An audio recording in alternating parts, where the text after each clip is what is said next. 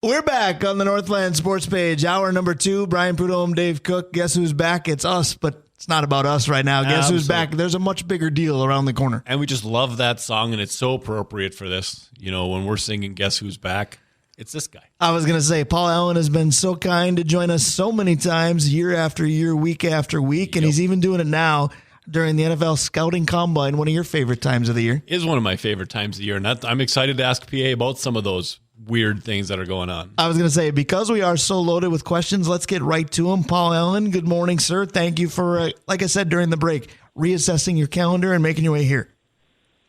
Good morning. What's going on there, boys? What kind of questions you got from the old combine? Well, we got a lot of them because there's been a lot of JJ steam involving the Vikings this week, and pick a JJ. There was Quasey coming out saying, you know, the Jefferson bid has no merit to it. He's going to be here. And then there's J.J. McCarthy bits every time you turn around, leading to him potentially being in purple. Which J.J. do you want to talk about first? Because it seems to be the headline somewhere. Well, the trading of Justin Jefferson is, you know, I'm not a 0 or a 100% best ever, worst ever kind of person, but this is, from my perception at least, about as close to a 0 as you're going to get. So I just don't really. You know, I don't find, as you said, merit in the talker. But I guess, you know, from a speculating standpoint, if you love the Minnesota Vikings and you're trying to make the team better, and you're like, hey, if you know, look what happened with Herschel Walker 30 years ago or whatever, and if you trade him, you can get this, that, and the other. Well, that would be accurate, but it just doesn't work that way when you have somebody like that, the face of the franchise. With J.J. McCarthy, I came into the Indianapolis trip, you know, hearing. Just not watching a lot of college football. I know who he is. I watched him in the championship game. I've watched him about 3-4 times. And there are things that I like, but the problem I have with college football and not following it super closely is I just didn't know a lot about the teammates around him and the defenses that he's playing and like what they bring forth. Well, after getting to the combine and talking about McCarthy with most people off the microphone, he's untapped talent, and that excites a lot of people in the NFL. In that, you know, God will gift you with a strong arm. Okay, so you can't teach that. But when it comes to some potential accuracy-related problems, they're you know, to a man, every coach in the NFL feels that you get him with me and give me a little time, and I can work on that accuracy situation. So he definitely has rave reviews. Say, PA, one of the things that I've been reading about him is you hear both sides of this, and I want your take on that. You hear, well, he had a run-heavy pro offense, and Harbaugh did this and Harbaugh did that, so we don't know really how good he is. And yet the flip side, you hear about this quarterback who's in an air raid system and Bo Nix, right? He got 4.1 yards per attempt because all they do is dink and dunk down the field. Does right. Harbaugh's offense, being in a professional offense like that, does that help McCarthy or does it hurt it? No, you nailed it. And it used to, you know, like with Florida State when Bobby Bowden was the coach. There are just certain things you hear about college football programs and auras that stand the test of time. So like when Bobby Bowden ran Florida State, I mean, it was as pro-style, NFL-style of an offense really that you would find in college football. And so therefore players that would come out of it with the terminology and the motions and the nuance that goes into, you know, not spreading receivers super wide outside the hash marks and every play being shotgun and stuff like that, that they would adapt better. And Michigan with Harbaugh is one of those offenses, power run, vertical pass. Like, you know, I mean, over the course of time, it's you just taking defensive players from the Pac-12, Pac-10, Pac-12, you know, that wasn't working out as well until like Trent McDuffie was drafted from Washington by the Chiefs, and he's a stone cold stud. So, you know, because they play a different brand of football in the Pac-12 that's more offensively conducive. So, you know, with McCarthy, it's I can just tell that the you know, the coaches and offensive minds have seen how he operates the play action and how he turns his back on the defense, and they like that. They like decisions he's had to make when it comes to claustrophobic situations. One of two ways to go. He seems to go the right way. but they just ran so much and set up with 2 and 3 tight ends so much that it's by faith, it's by football faith when you spread out 4 and 5 wide and you do it consistently and you put him out of the shotgun, how's that going to work? That's what's going to be a work in progress. With Bo Nix, I heard a lot of good things about Bo. Now, Bo, for the most part, had an average at best senior ball. All right, it was windy, he misfired, and some people got down on him after the senior ball. But the thing that resonated with me about Nix, when I left the combine, I never really thought of this. I think he played there 6 years, so I think he's like 5-6 year guy. Those are a lot of games, and there are some who are concerned that he's already hit his ceiling, where the likes of Penix to a certain extent, but then McCarthy, Daniels, May, and Williams, they supposedly are not close to their ceilings. But likewise, this talented quarterback from South Carolina, Spencer Rattler, that I started to hear a lot about last Wednesday, good things too. So all the talk has been about quarterback for good reason. What does your gut tell you? Are the Vikings going that way? Are we going to go defensive tackle and end up with 2 Byron Murphys on the team? What does your gut tell you positionally that this team is looking for in round one? The instincts do guide me at this stage of the equation that they will draft a quarterback relatively early. And I'm at this stage, I'm still not ruling out just a couple of facets that people either think are impossible or they're just not thinking of. One is trading way up to get one of the 3 quarterbacks everybody's talked about. I'm not ruling that out. Now, I think it's below 10%, but I just strongly feel they're going to make a move for a quarterback relatively early in the draft. Now, a week and a half from now, when free agency begins and that legal tampering thing, I think it's Monday, March 11th. That's where the rubber meets the road with Cousins right there. Once you can get through that, you figure out what that deal is going to look like. It's going to open the mind to possibilities of what could happen with a big trade up or maneuvering around 11 to get a quarterback of your desire. The defensive linemen were very eye-opening at the combine, from what I understand.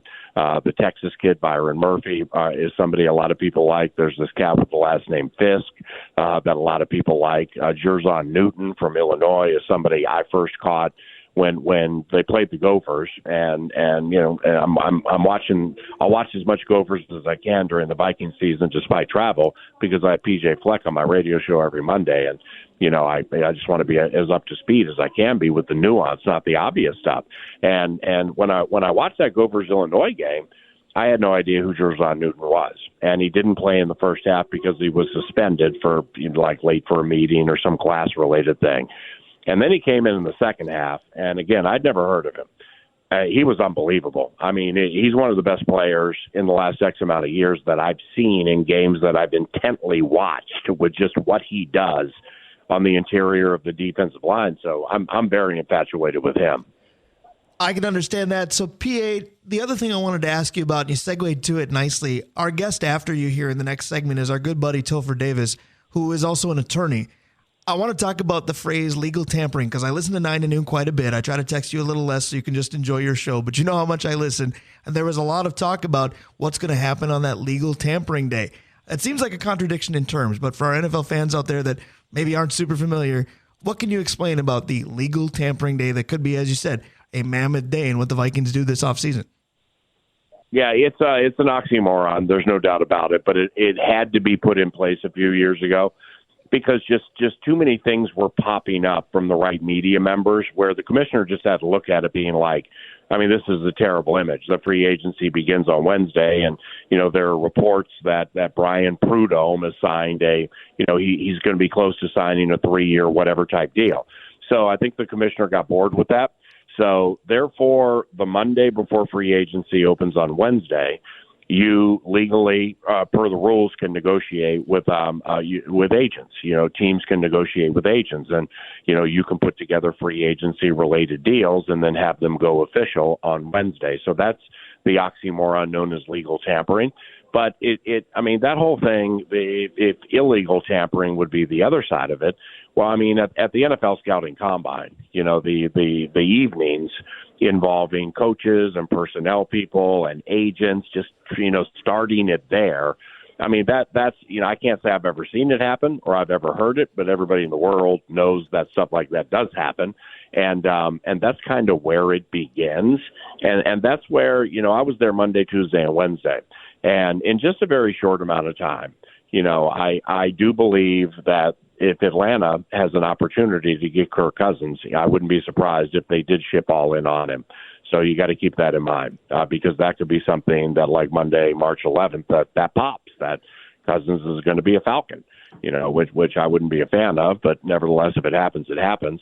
So that's kind of the whole aura with the whole oxymoron known as legal tampering. I appreciate the explanation. It was very well done. And Dave, I don't know why, but my name sounds so much better when PA says it than when I do. But if Brian Prudhomme is signing a 3-year deal, it's probably worth about $15. Yeah, Go ahead. But Dave got a 5-year deal, 3 of it guaranteed. Yeah, I'm still on that rookie prove it deal. Yeah, but see, PA, here's the thing. My deal is bringing Brian places. So sometimes he is my driver, PA. Sometimes you gotta understand your role. Yeah. Yeah, that's like Aaron Rodgers, when he went to the New York Jets. He's like, I'm only coming here if I'm able to get Randall Cobb and Alan Lazard. There you go, and they Dave. move on both those guys, and A-Rod plays 4 plays. Yeah, right? Dave, you're my Alan Lazard. There you go. Go ahead. Let's hope that I have a little longer shelf life than Alan Lazard. PA, so I was talking to a friend of mine, and you'll understand why in a sec, who was an iron worker, and he was talking about his first time climbing a building and that wasn't yet built, and how excited he was for that first time and being up there and how amazing it was. And now he's been an iron worker for 20 years, and while that's still cool, it's not as amazing as it was.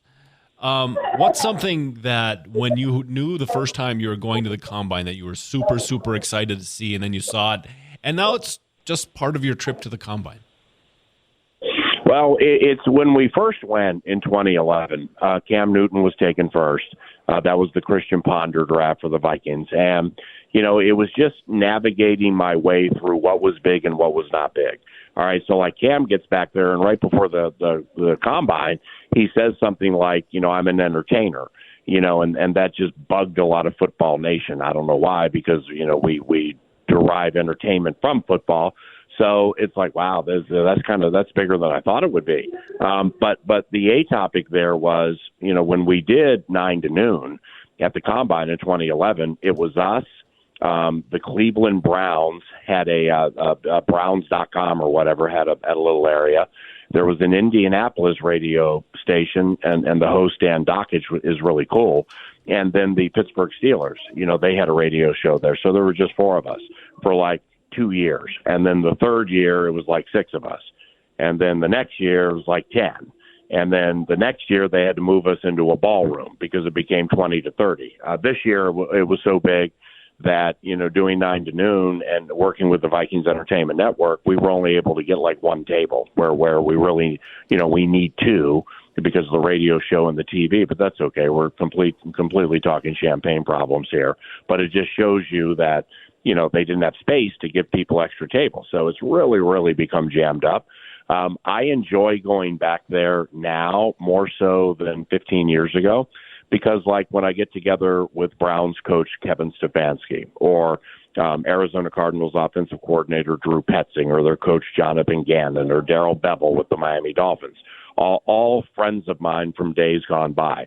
It just, for me, and I think for them too, we just are more genuinely and greatly appreciating the friendships, when we get to see each other the rare amount of times we do, more so than maybe we did in the past. And, I'll tape a lot of interviews, I'll hustle and, I'll get guests to come on the show and stuff like that.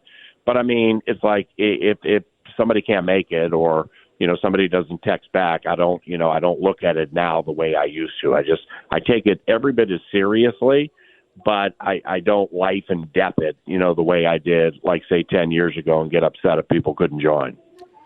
So speaking of appreciating friendships, not only do we appreciate yours, Paul Allen, but Alexander Mattison seemed like a very likable guy in the Vikings locker room. He's no longer a Viking. Your take on that, and does running back become a need, or is this just Ty Chandler's bus to drive now? It's an interesting question, Brian, because it has to start with there was a brilliant opportunity for Alexander, and it didn't work. Okay, so it starts there, and I don't generally like to start with the touchdown. I prefer to start at the bottom and kind of unpack it. But you have to start there because it then you digress, and it gets to, all right, well, was Alexander making bad decisions, getting nicked up, missing holes, not following the plan, or was the running game so non-existent at times here and such a non-factor at times here that it compromised what Alexander can do? I'm somewhere in the middle. It's with Madison. Alex will beat you up. If you run him 20 or 22 times, and that will impact a defense specifically in December in the third and fourth quarters of games.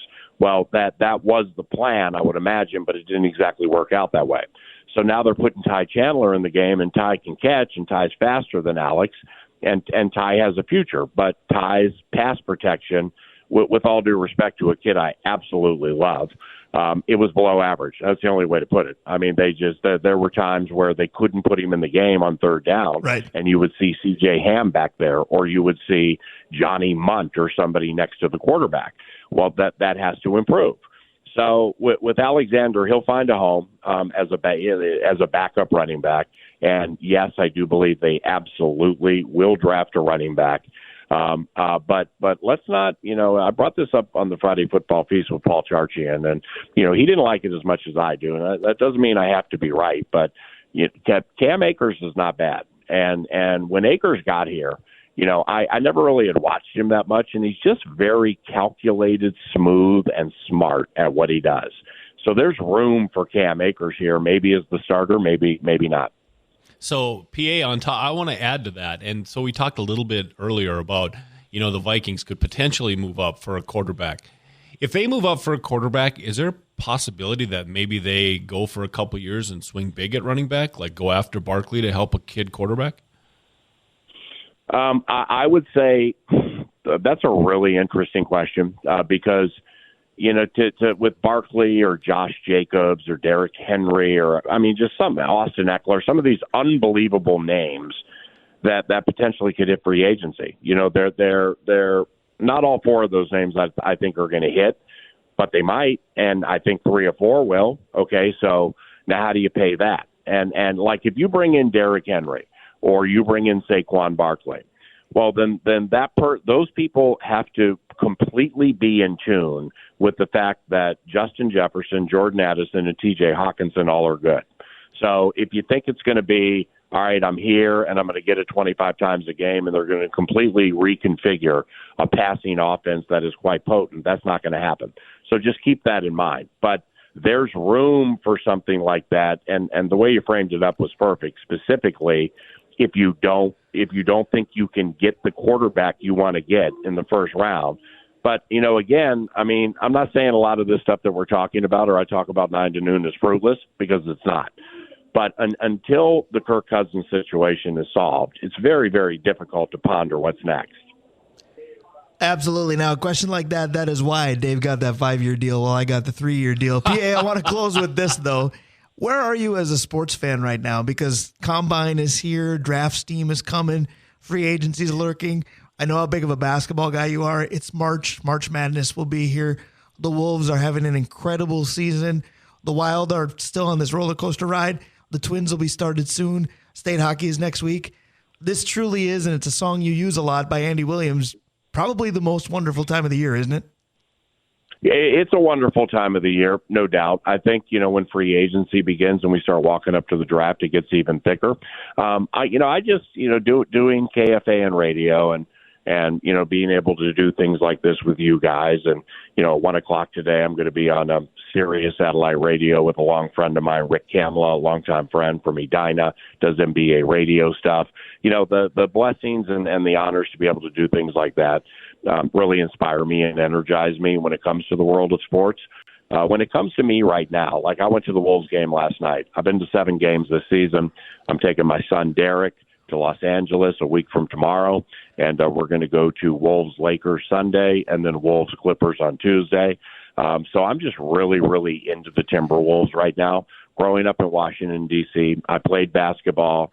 Basketball, really league-wide, has kind of always been my favorite vibe, and it still is. When it comes to watching league-wide stuff, I love the NFL too, don't get me wrong, but this is an every night situation, and the Timberwolves are legitimately good, despite the OT loss last night. So I'm really into the Wolves right now. I'm really into Gophers hockey this time of the year, specifically with the Frozen Four being at XL Energy Center. Scott Sandlin up there in your neck of the woods, salt of the earth, phenomenal human being. I got to know his son Ryan quite well over the years when he played at Mankato. So this is the time of the year that I kind of metaphorically shove all in on Gophers hockey, hoping they can win a national championship. There you go. Dave Cook will love that as well. Yeah, Folks right? in Duluth may not, but this time of year, yes, it is absolutely the best. PA, you are one of the best, if not the best. Hey, send us a picture when it's you and Jack Nicholson courtside for Lakers T-Wolves here soon. God bless you guys, man. Love you, and have a wonderful weekend. Thanks, you man. as well. That's our guy, Paul Ellen. Stick around. Topher Davis is next. We will be right back. I could let that song go pretty much till the bitter end, but for Dave Cook's sake, I won't, even though I let him in on the story behind a little G5. I'm the man. Now you know the story behind it as of earlier this morning. Yeah, so my understanding is you and Toph could do this karaoke style. Yes, we certainly could. We had some choreography Interpretive involved. dancing, very nice. Many a state tournaments ago, we probably played this song on loop, where I'm surprised it's still available to play on any device I own anymore. You know how records, you could scratch it and ruin it? I'm not sure how you can do that digitally now, but I gave it a run. Yeah, you'd lose a pixel here or there, or lose a byte of information. Absolutely. Some would say I overused it. One thing you cannot do is overutilize our sponsors. Absolutely. Let's start with Arola Architecture Studio, Hoops Brewing, OAR Holdings, Kraus Heating and Cooling, your Carrier HVAC authorized dealer, Advantage Emblem and Screen Printing, the Blackwoods Group, including their locations on London Road, in Proctor, in Two Harbors, Blackwater Downtown, and Tavern on the Hill, Mount Royal Bottle Shop, Stewart's Bike Sports and Trophies, Kohler Toyota and Kohler Hyundai, and Comfort Systems of Duluth. Brian, catch us up on the Blackwoods thing. Blackwoods has an Easter dinner available. It feeds 6. The cost is $165. You can pick it up at their Proctor location, or, of course, you can have it delivered. You can do that via email. Set up your order at easter@blackwoods.com, and you can also give Jessica a call, and we'll pass that number on to you a little bit later in the show. But for right now, we're going to go to Topher Davis. Now, we just ended with Paul Allen, and PA mentioned he's going out to L.A. in the coming weeks here to take in some Timberwolves on the West Coast. And I said, hey, you could meet Jack Nicholson if you're sitting courtside. If you go to L.A., you could also find Topher Davis, or at least in the area. But we've got him on the phone, and that's even better today, to talk state tournament memories. Even that song, I'm the Man, G5, that brings up a vivid one for me. Topher, good morning, sir. Good morning, fellas. Thanks for having me. It's always fun to be on and joining the PA Hour 2 of Northland Sports Patch today. To Northland Sports page, obviously, you got PA, now this washed-up PA announcer, followed by, of course, our good friend Pat Andrews. So it'll be all fun and games, and looking forward to talking a little high school hockey. Well, and there's some irony to that, because you mentioned PA Paul Allen, and the washed-up PA announcer you were referring to was yourself, but it could have been Dave or myself as well. Right. And then Pat Andrews. So this is a PA aplenty, hour number 2. But let's talk a little bit of state tournament. We started the show with the matchups. We weren't expecting them quite that early, kind of threw our schedule off. Dave thought it was like Haley's Common, and the matchups are only announced every 70 years or so.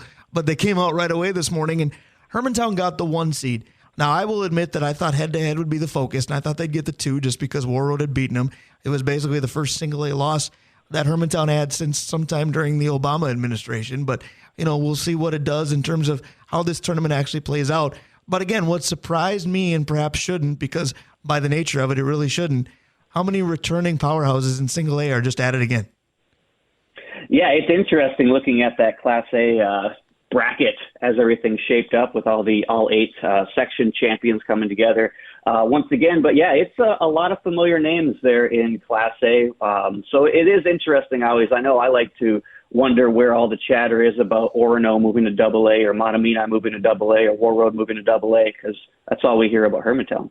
Or I talk about why doesn't it take effect in other sports as well? Because, MIB, that girls' basketball team, could beat just about everybody up here in classes well above them. How come it's never mentioned in another sport? And I brought up, too, maybe the reason it isn't is because basketball has 4 classes, football has 6.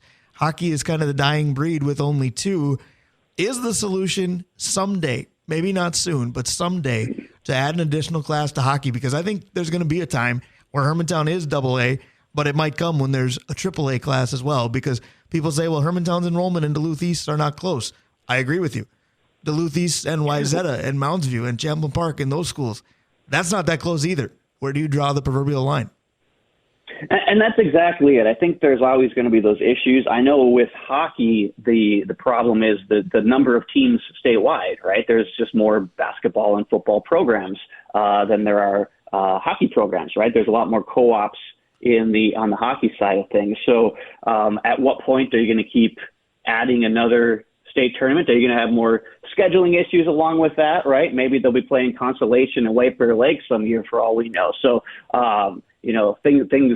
things are always shifting around, but I mean, it's part of the whole mystique of it, right? You want to be the team that pulls a Chanhassen, right? Right. They beat the undefeated Minnetonka team. They're now the darling of the state at this point. So it's part of the whole challenge of making it to state. I think I know that a lot of people will say the section finals week might even be more exciting than the actual state tournaments themselves. 100%. 100%. And the reason I say that is because we talk about, the enrollment, and this team should be playing in this class, and this team should be playing in this class, and that argument just won't die. There could be a better argument that how many top teams are left out because they're in a section with another top team. Because, yes, Chanhassen became, oh, my goodness, they beat the seemingly unbeatable, because they were till that point, Skippers of Minnetonka. But, I'm not going to take shots at the depth of some other sections, but there are some sections out there that could have 3-4 teams over the one that made it from, pick a section, whether it's section 1, sometimes even here in section 7, section 8. There are teams in section 5 that could send 3-4 teams, and there's no way around that. The only sport that I know that takes a non-section champion, in the winter at least, is dance team, because if you finish, I believe, in the top 3, you go. You're not going to see hockey adopt something like that, but there's an argument for it.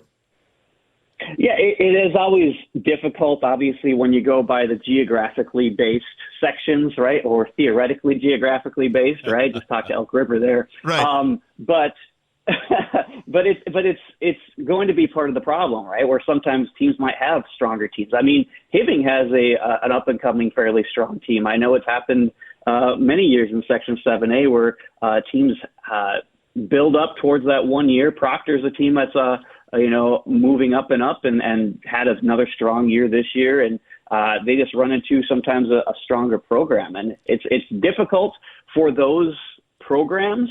But I mean, it's all the way the system is set up is kind of the way it is. I know there were many years when we're all old enough to remember Hermantown not being a proverbial state tournament team. Because they lost to St. Cloud Cathedral every year. I remember that. Well, even before that, it was when John Carlson was there. Yes, they were down. Yes. No, but even back in the day when I was just a writer in local blogs and wasn't doing radio play-by-play, you talk about the theoretic geographical layout of sections. Let's not forget there was a time that Marshall was playing Denfeld to get to the state tournament in 7A, and Hermantown was facing St. Cloud Cathedral to get out of, I think, 5A. Yep. Hermantown's awfully close to Marshall and Denfeld. Why wasn't there a bigger beef then? Oh, and trust me, there was. During my 4 years at Hermantown High School, our hockey team was in 2A, 5A, and 7A at some point during those 4 years. So, you were the Elk River of single A. It was an interesting time, certainly, when it didn't really things didn't really make sense, but it felt like teams were trying to shift around, trying to find more competition, I guess, in different areas. But yeah, there's always going to be controversy. That's one of the beauties of the high school hockey tournament, right? Is every year everyone's going to get together and have these controversial conversations. Certainly it'd be exciting to have a little bit more, potential parity in the Class A tournament. But I tell you what, looking at the brackets, I don't see any one team that's going to allegedly go in there and dominate. I think it's going to be a really good tournament. I do too, and we're talking with Topher Davis, of course, who's been my analyst before. He's been a co-host before, and now he's out on the West Coast. Always times when you miss home, but is this coming week maybe the biggest one? It's definitely a big one, right? Where obviously it was always a lot of fun heading down to the state tournament. Even just pretty much any time. And even now, I make sure to set up a TV and get the stream going, and because it's always everything kind of stops for a few days starting on Wednesday afternoon. And I remember when I was in practice in Duluth, there were some judges that would have TVs set up in their chambers to keep up with the state hockey tournament during judicial hours. It's always an interesting time. The whole state kind of takes notice, and it's something that's really special and unique to the state of Minnesota. Yeah, Topher, I was thinking while you and Brian were talking about how you could actually fix the issues you were speaking about. I mean, they tried the Tier 1 and Tier 2 thing for about 6 months. That didn't work at all because you had teams tanking at the end to make the state tournament. But I wonder if there is something to what professional soccer does. And teams earn their way the year before into either the top level or a second level. There's got to be a way, because you're right when you said look at the brackets for single A, that they are, really, this could be a really good tournament. But if you look at the brackets from single A last year or the year before, it's the same bracket. And so while single A can say, look at our tournament, it looks really good, well, it's the same 8 teams. And so how do you expand that? I guess that's the question. How do you give more kids opportunity to strive for that? I don't know if there's an answer. I was just wondering about any other options you might think. Sure. It's obviously a really interesting question, and I'm sure something that the State High School League looks at to try to figure out as well. I mean, it's not something where there is necessarily a clear answer. With what you're talking about, kind of the relegation, that's an interesting idea. But at the same time, what if it's a senior-heavy team that now the next year they're going to, they know that it's going to be a down year the next year, and now they're stuck playing a different class or something like that where they have no shot, right?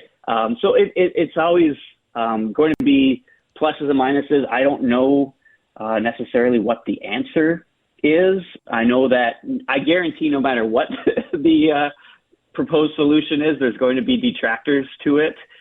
Even if we go back to, just say, okay, we're going back to one section or, one class, and everybody comes out, tries to make their own way. And you're right, they tried different things at the Tier 1, Tier 2, and that didn't work. The thing exciting for me is that since they switched to the Class A system, the 2 class systems in '94, I feel that's really led to the growth of a lot of hockey programs, because I know that Hermantown has grown exponentially because of the Class A system, and I can't say we would have seen that same sort of development in some of these Class A programs without that class system. I would agree with you. Topher, when I booked you for the show this week, I said, let's talk about state tournament memories. And let's do that, because what is the most memorable tournament for you? Because I struggle with that question myself. The first one I went to, I was 12 years old. Duluth East, it was part of that last one-class tournament. Made the final, lost to Hill Murray. It was the first time I'd been part of anything like that. It was amazing. When I got to high school as a student at Duluth East, they went all 4 times I was there, and it was, a great time. Then as a radio personality, getting to do now, this will be 7 straight. Each one is memorable for different reasons. You and I had some good memories, but where do you go? Do you go as a student? Do you go as a little kid? Or do you go as Mr. Radio Guy when it comes to state tournament memories? Well, it's always fun because it's like different periods in my life. I have great memories of the state hockey tournament somewhere in there. For me, probably the highest one is probably the '94 Hermantown team, which was the first team to make the state tournament. Because I remember the feeling, because before that time it was like, oh, it's the state tournament's this cool thing to watch, of watching all these other teams go, and it was like, oh wow, Hermantown can go to this too. This is crazy, right? This is something that was kind of attainable. And I'm watching Ryan Karasik. His name's still, burned in my brain as the goaltender of that team. And going on that magical run of making it to state was something incredible. And then in 1998, when, your next guest, Pat Andrews, took the team and went to the state championship, Class A state championship game for the first time. Unfortunately, they ultimately lost to Eveleth, actually, in that state championship game. But it was another one of those moments of the program taking those next steps. And it was, incredible to see, and then shortly become a part of kind of that growth. And then obviously walking into the broadcast booth for the first time and kind of looking down at the ice from way down at the ice, way up there at the Xology Center is kind of a cool moment to say, wow, being part of this whole program from this side of things now is really neat and extremely exciting. So there's so many things, and obviously the ancillary moments as well, right? Not just the tournament itself, but getting together with your group of friends and playing shinny in the basement with the tournament on the big screen when you're 8, 9, 10 years old, and wanting to be those guys, right? It's a very special thing, and it's really cool, neat experience all the way until broadcasting the games with you and seeing being at the broadcast booth, just down from the infamous Lou Nanny, right? Everybody in the North loves that guy, and he's there, and you're just like, wow, there's Lou. He's calling the game, and I'm calling the game too. Right, we're colleagues at least for a day. Exactly. It has been a lot of fun, and Topher, I've called you my former analyst, my former co-host. I certainly call you one of my best friends. But one thing I left out when we're discussing hockey is you are a former goaltender. I want to close with this. If you would have been up here this year, how much would you have enjoyed this season in terms of our coverage? Because I know you've heard us talk about it. Dane Calloway is incredible. AJ Ryltz is incredible. Connor Doyle has been incredible. Kanan Smith at Duluth Marshall is incredible. This isn't the Blake Biondi's, the Dallas Views, the insert Duluth East player here with Garrett Worth when we were first at the tournament, Ryder Donovan, etc. This is not the season of dominant scorers. This is the season of dominant goaltenders. Goalies as a fraternity usually love that idea. Absolutely. It's been a really fun year for high school hockey goaltenders in the Northland, and seeing a lot of those guys take those next steps and to build that kind of foundation to where we're going to have some of these guys going on to the next level. I mean, obviously, AJ Ryltz is already committed to a Division I school. We're going to see other guys go on and play juniors and no doubt end up somewhere in Division I. And it's pretty neat to see. I know that the goaltending position is a unique fraternity you mentioned. Part of it because really only one guy gets the amount of the most of the playing time, as where opposed to if you play center, if you're the fourth best center, you're going to be playing in every game as well. But in the goaltending world, it's not quite that level. So it's a different cut line, and seeing those guys raise that cream to the crop a little bit's been pretty neat as well. That is our guy, Topher Davis, talking memories of the state tournament. Always a pleasure. I'm sure we'll talk during the week. I know you'll be rooting for the Hawks, and, of course, led by our next guest, Mr. Pat Andrews. Thank you for the time, buddy. We always appreciate it. Thanks, Toph. I appreciate you guys. Happy belated birthday, Dave. Thanks, and happy Toph. Belated birthday to our friend Daniel Hersey as well. There you Thanks, go. fellas. Hearst is a game changer, as are you. Mr. Topher Davis, thank you so much. We go to Pat Andrews next on the Northland Sports page. Stick around. We'll be right back. A little fly by Sugar Ray. The Hawks will hope to fly away with another state title. The brackets announced earlier today. The Hawks are your number 1 seed. They will play Wednesday night. We'll have it for you on these airwaves. 6 o'clock puck drop. We know that one will be on schedule. It's the nice part about starting a session. It'll be Hermantown and Alexandria. Should be fun. We hope it's a long weekend following the Hawks. We've done that before. Absolutely right. We talked about this at the beginning of the show too, Brian. While the number 1 seed Hermantown Hawks might sound similar, this team is different, and it's going to be a lot of fun to go down there and watch them just kind of wash over other teams. So the first thing I want to say to Pat Andrews is congratulations, but perhaps the second thing I should say is thank you. Thank you for another trip down to the state tournament. We love following you, and congrats on the number 1 seed as well this morning, and good morning to you, Pat.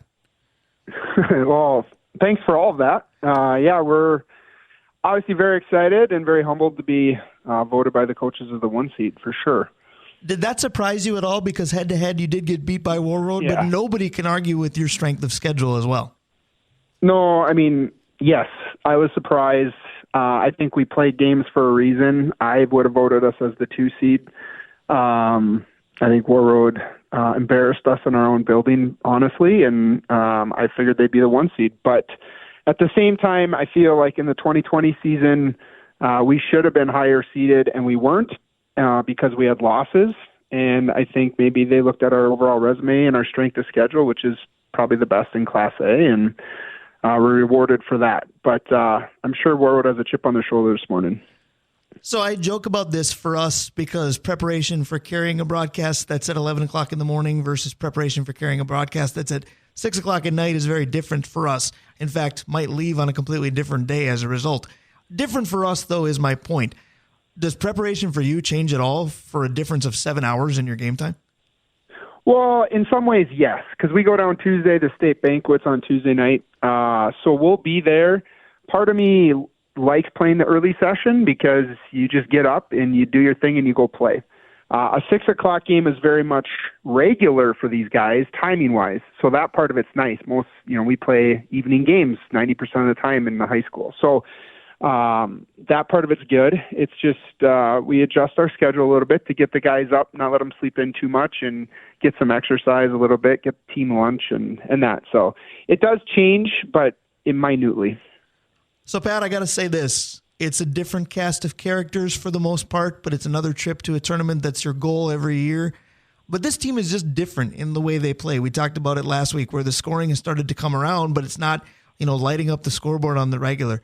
But the way you guys play in your own end is really a sight to behold. I've said, if you like fire wagon hockey, this might be boring for you, but this is a Hermantown team that might just win the whole darn thing because they suffocate their opponents. You use the term overwhelmed. Maybe I got a little bit too vindictive using suffocating, but the defensive style is so good. How do you assess your own team?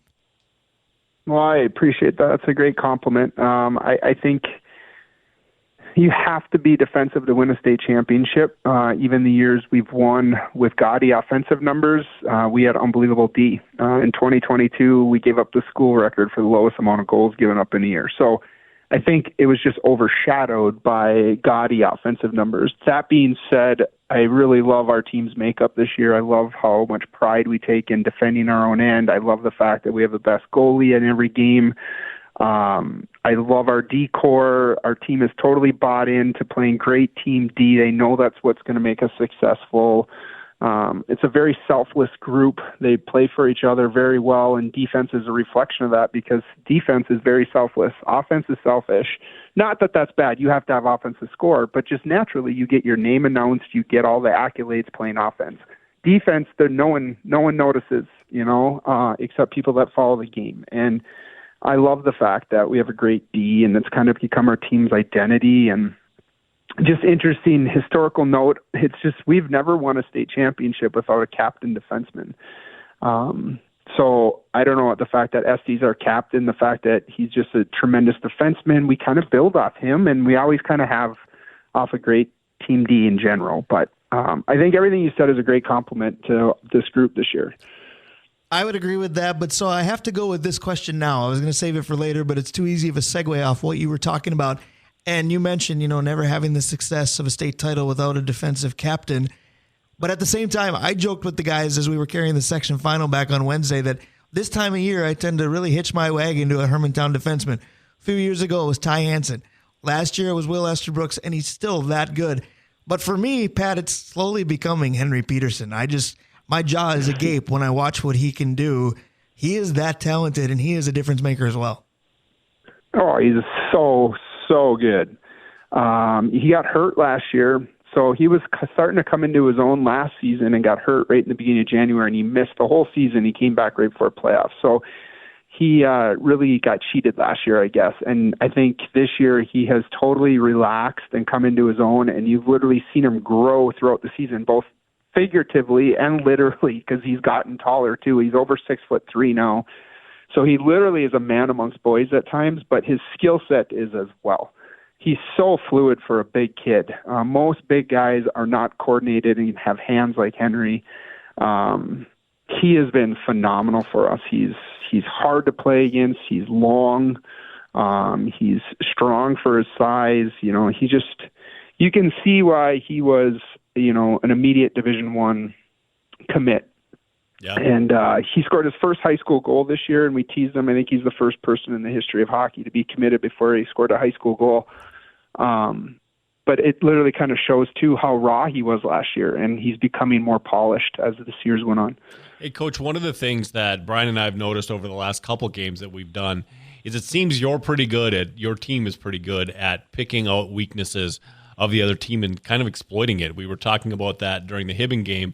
They seem to want to break out up the boards, and then the guy in the boards would just flick it out into no man's land. And inevitably, starting with about 4 minutes left in the first period, you guys were there intercepting that pass night in, night out.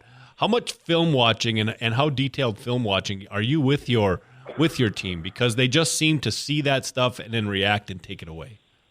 What's ironic about that is this is probably the least we've done ever as a group since I've taken over. We watch a lot of film as coaches, but this group has responded really well to less. Less is more. So we practice a lot of different things, and we try to prepare them for anything so they're ready for it, but we have not done a lot of pre-scouting with them because they tend to play just free, and when they tend to think too much, we don't do as well. So, going into Wednesday, we'll definitely scout Alex, and that's the easy thing now. There's so much stuff online, you just find film, and we'll have a game plan, and we'll talk about things with them, but we have not done a lot of here's what this team does, watch. Because when we have tried that early in the season, it just didn't go as well. Every team's different, right? So we found with this group is we know going in our game plan, and we coach them up as we go, and they seem to respond better. And that adjustment against Hibbing is a great example. Like, we knew Hibbing does that. We talked about that, and the boys kind of saw it, and we talked about it, and they were able to make that adjustment, and we were able to transition off it. Yeah, they ended that pretty quick. A two-part question then, based on your last answer. Let's talk about Hibbing for a second, because that seems like a team that is just a bunch of kids ready to go. And then the flip side of that is the guy who dominated that team, River. Talk about his growth, because he looks like that next stud. He is the forward stud that's come on for us. He was really good last year as a sophomore, and that was a testament to the fact that we had injuries last year. So River had to play. He was not ready to play second-line center minutes last year. He was still learning, and he just had to, and it really helped him grow. So coming into this season, we had high hopes, and he's just gotten better and better. He's just a tremendous athlete, as I know everybody knows by now. Everyone talks about he's dominant on the football field. He's an unbelievable baseball player.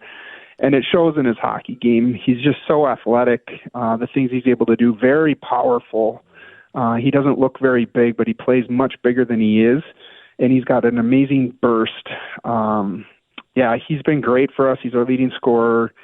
He is good in all situations, and he's an unbelievable competitor, which I think comes back to being the well-rounded athlete thing. He competes so hard, and it makes us better, and it obviously has made him quite the hockey player. I think that's a good mantra for your entire team. They compete so hard. How much is it going to help? And I'll give you 45 seconds roughly to answer this question, but how much help is it going to give you that you're the 1 seed and you've already played seeds 2, 3, and 4 if this goes according to quote-unquote chalk? Well, it's just familiarity is always great, but I don't know that the 1 seed, 2 seed, they're all good teams. Having the last change is always nice, though, for sure. And Brian, that's a huge compliment to tell us that we compete. It's one of our core values, and I appreciate that compliment, because I think our guys do compete very, very hard. And at the end of the day, when you get down to that state tournament, that's all that matters. It doesn't matter what seed you are. It doesn't matter what color your jersey is. The team that competes the hardest usually comes out on top. And this group, since last summer, since they put that goal up there after last year, they've been working hard for this, and I know they'll compete, and I'm really excited to see what happens. Well, Coach Pat Andrews, we are excited as well. We'll cut you loose because it sounds like you and I could just gush over each other all day long. I'll do that Wednesday night, 6 o'clock puck drop. Good luck against the Cardinals of Alexandria. We'll see you soon. Thanks, Pat. Thanks, guys. Absolutely. That's Coach Pat Andrews. That's Drawing Lines, courtesy of Roll Architecture Studio. We are absolutely thinking about Ryan as well. Thank you to everybody who participated this week. We'll talk to you Wednesday night with our state tournament coverage right here on The Fan. Have a great weekend, Northland. We'll see you.